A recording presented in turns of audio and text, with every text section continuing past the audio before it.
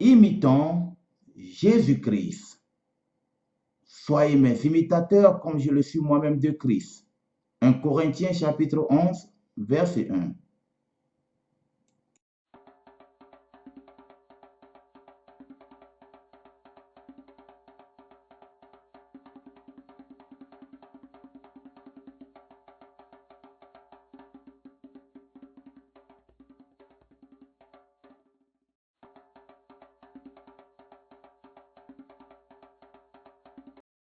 Bonjour frères et sœurs, de partout dans le monde, où que vous soyez. C'est un scénario digne d'un film.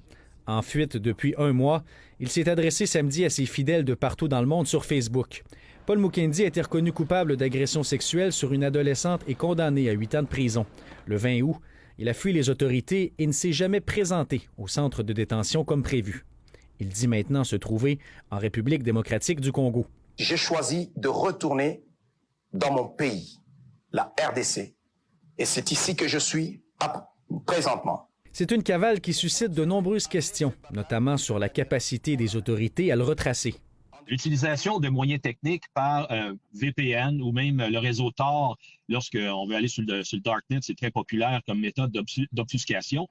Ce sont des moyens qui vont rendre à ce moment-là la tâche très difficile, voire quasi impossible aux forces de l'ordre de retracer. N'empêche, la police reste à l'affût d'une erreur.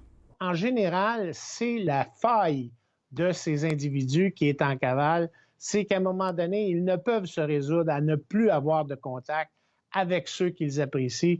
Et là, évidemment, plus ils vont contacter, plus ils vont communiquer, plus il va y avoir des échanges, plus il devient facile pour les autorités de les localiser. L'ancien policier fait référence aux arrestations de plusieurs Hells Angels en Europe et à celle de Luca Rocco Magnotta.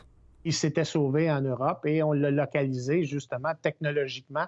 On l'a localisé et on est allé le chercher. Donc, il y en a régulièrement, mais je vous dirais que les quelques-uns qui restent toujours en cavale sans vraiment les découvrir sont plutôt rares. La cavale de Paul Mukendi risque de jouer contre lui s'il est appréhendé, alors que ses avocats l'ont déjà largué. Je pense que pour les avocats qui représentaient M. Mukendi, il y a sûrement un bris du lien de confiance.